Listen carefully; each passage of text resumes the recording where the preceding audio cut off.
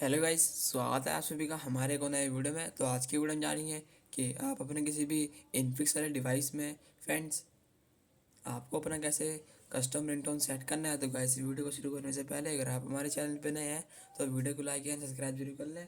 तो गाइस यहाँ पे वीडियो को स्टार्ट करते हैं। सिंपली फ्रेंड्स, आपको कस्टम रिंगटोन सेट करने के लिए आपको यहाँ पे सेटिंग ओपन कर लेना होगा।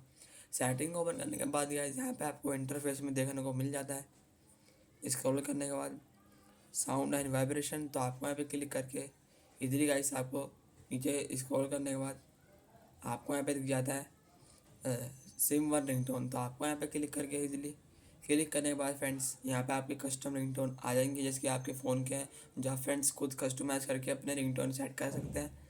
सिंपली गाइस आपको इसको सेट करने के लिए किसी एक पे क्लिक कर देना होगा।